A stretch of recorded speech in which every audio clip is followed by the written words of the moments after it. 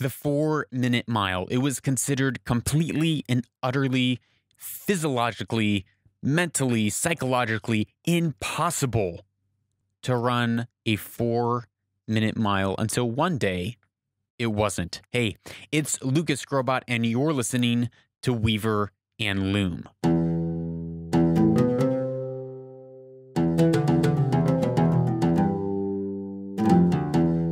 Welcome to this episode of Weaver and Loom, episode 81. I am glad that you are with me today. And this week, we are talking about doing the impossible. There are things that people, that scientists, that society has claimed to be completely and utterly impossible. Don't even think about trying because you will not succeed. But we can look through history and see so many times where women and men have stood up against the impossible, and then one day it was possible, and then all of a sudden, everyone's doing it. So we're talking about those stories this week, and this is the third of 5. We talked about human flight with the Wright brothers. We talked about the ending of human slavery. We talked about today, or we're talking about today, running the 4-minute mile. Now, understand, at this point in time, in the 1950s, there had been studies, there had been science, there were long medical journals saying why it was completely and utterly impossible for a human to ever run a 4-minute mile. And if they did run the 4-minute mile, they are likely to go mentally insane and be instituted into a mental ward because their mind would psychologically snap. They also said that if they didn't go insane, they would probably die because there'd be so little oxygen in their blood that the body would not be able to continue to sustain life. They would hit that finish line and poof, you're dead. It's impossible unless you want to die. That was the narrative. And for hundreds of years, men and women were pushing themselves to try to break this elusive 4-minute mile, and no one was ever able to do it. And then one day, March 23rd, 1929, a little lad named Roger Bannister was born. Now, Roger did not come from a prominent family in the UK. He was from the working class, and his dream was to be a doctor. But he knew that his parents would never be able to afford to send him to medical school until he found running. He fell in love with it. He found that he had a knack for it. So he gave himself to running. He disciplined himself to run, and he received a scholarship to Oxford based on athletics so that he could become a doctor. But running wasn't his main thing. He wanted to become a doctor. In fact, he skipped over going to the Olympics. He's like, not really interested the first time he was invited. And then after seeing the Olympics, he was so inspired that he decided, you know what, I'm going to go the next year. And he was the favorite to win the 1,500 meter run. He was favorited. Everyone said Roger Bannister is going to win the 1,500 meters in the 1952 Helsinki Olympics. But as you can probably imagine, by the fact that I even brought it up, what's going to happen? That's right. Last minute, there was a schedule change, which disrupted Roger Bannister's sleep. He didn't get enough sleep before his meet, before the run at the Olympics. And instead of winning the 1,500 meter run, now remember, a mile is 1,600 meters. So instead of winning the 1,500 meter run, he didn't even medal. He came in 4th place. Failure. He totally failed. He failed. He was so depressed and spiraled down after he didn't medal at the Olympics that he thought about quitting running completely. He's like, this is a waste. Clearly, I'm not cut out for this. I'm not good enough. Why am I even trying? How many of us, myself included, wake up and think, man, I should just give up. Maybe I can't build that company. Maybe I can't make that sale. Maybe I can't achieve my dreams. Maybe I can't take that photo, tell that story, produce that art the way that I want to. Maybe I'm just not I'm just not the anointed one. I'm just not good enough. I'm not talented enough. I'm not gifted enough. He was in this moment of decision. Should I press on or should I quit? Well, we all know that Roger decided to press on, and he decided to break the 4-minute mile.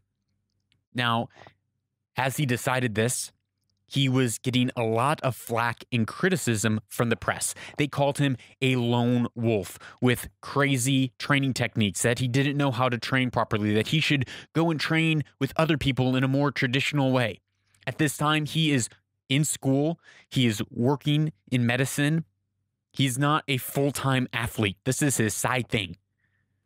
And he began to implement different methods of training. He began to do interval training, and he decided to take 3 days. He couldn't break a 60-second quarter mile. He was so discouraged. He took a 3-day break, again, thinking about quitting. 3 days later, he goes back to the track and he hits a 59-second quarter mile, realizing, ding, ding, ding, hey, if I take rest, if I do what people think is counterintuitive, instead of train every day, all day, go hard, hard, hard, it was, hey, you need to take a 3-day rest. And that 3-day rest enabled his body to recover. So then when he went back to the track, he was actually able to perform better by resting. Counterintuitive, no? So he finally gets this breakthrough. Now, at this time, also, all the authorities of his day were saying, if the 4-minute mile were to ever be broken, which is impossible and it won't be broken, it will be done with perfect weather conditions on a windless day. And it would be done on a clay track with a massive crowd so that there's a lot of energy and excitement to press the runner forward. But Roger Bannister ended up breaking the 4-minute mile on a rainy, cold day on a wet grass track in the evening after being at work all day. He was at work all day and decided he almost didn't even go and run the race, but it was his last chance before the ideal time when someone else was expected to actually break the 4-minute mile. It was his last chance to attempt it. He almost didn't go because the conditions were so poor, but he said, you know what, I'm going to go anyways. And with the bad conditions, he's a failure in the past. He finally is the first human being to ever break the 4-minute mile. And he did it at 3 minutes and 59.4 seconds.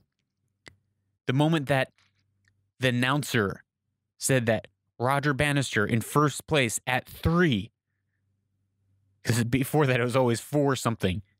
He said 3, and the crowd erupted in cheering and drowned out the rest of the numbers. But what I think is amazing about this story is that just 69 days later, his record was broken. For hundreds of years, 4-minute was never broken.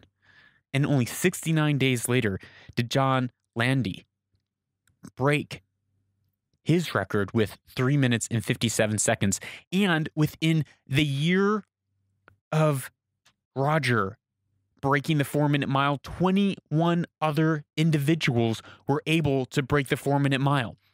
And then now over 1,500 people, not even 100 years later, have been able to break the 4-minute mile. What happened? Roger Bannister, a single individual, was able to stand up and do something that no one else was able to do, something that was deemed impossible, something where mankind had reached their psychological edge. You're not able to go past this point. And he broke it open, and him standing up actually opened a door for thousands of other people to go through. He created a generational blessing. So today I want you to think about the thing that you are pursuing that people may say it's impossible. You could never do it because you don't have the right education. You don't have the right VC. You don't have the right funding. You don't have the right CV. You don't have the right contacts. You're not in the right city. You don't have the right office space.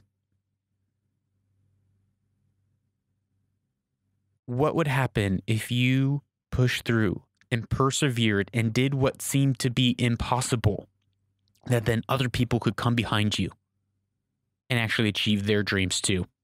So thank you for listening. I hope this story encouraged you to persevere and never give up, even in the face of failure. When you've already failed, to get back up and try again and press on and press forward to achieve your dreams and goals. If this story or if any of these episodes have impacted you, please share it with one friend today. Tell someone that you care about and encourage them today to go and chase and pursue their dreams too, that they might be able to own their future and weave their destiny as well. And if you have any questions, I would really love to hear from you. Don't lurk and hide in the corners. Send me a message, send me an email. I love hearing from you. And finally, thank you for listening to this episode of Weaver and Loom, where destiny is woven.